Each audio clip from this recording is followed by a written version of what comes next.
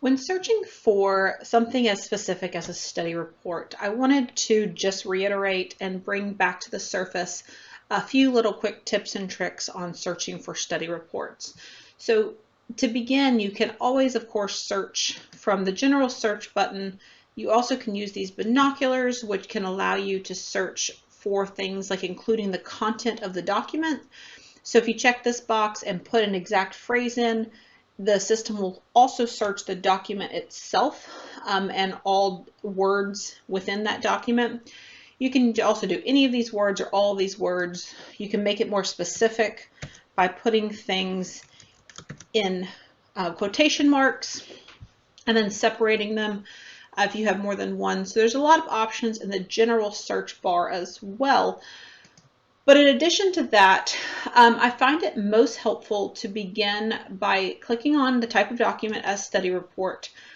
And then instead of filtering too much within these smaller subcategories, there is filter options called level 2, level 3, and level 4 that will give you a more detailed drill down for study report. So as you can see here in level 2, you can look for maybe toxicological studies for acute toxicity, and then you can go a level deeper into level 3 for oral, and then deeper yet into level 4 on maybe mouse. And now you're down to 50 studies, and then you could then search for a particular active ingredient or a particular time frame from the search bar, and that will search only these 50 documents.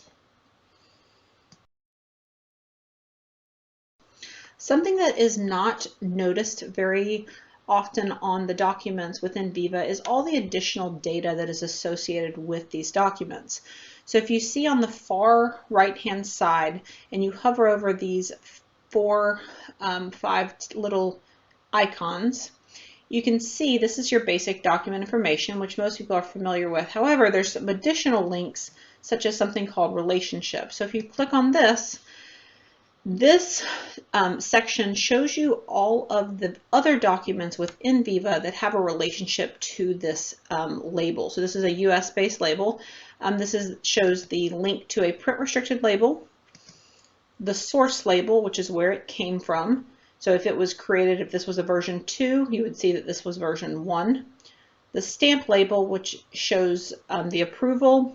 And then if there's any state registered labels or other supporting documents, they would be linked here. So keep this in mind when you are uploading documents. If you know there's another document that is linked to a particular document, you can add those links here. Next down the list is something called document files. So to reiterate, there are different renditions, and both of these renditions will contain the BES and document number and version on top.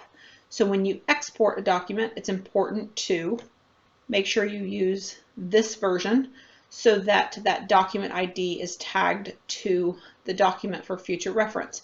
You also can add attachments. So in this example, these are all EPA requested changes. Some are email correspondence, and they are requests that were made to this label, and they're all connected directly back to this document as well as to the regulatory action. Next is what's called the sharing settings. So this shows who has access to this document, who can do what.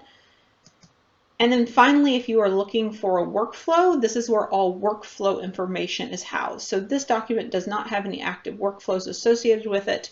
However, if it did, you would see them tied here.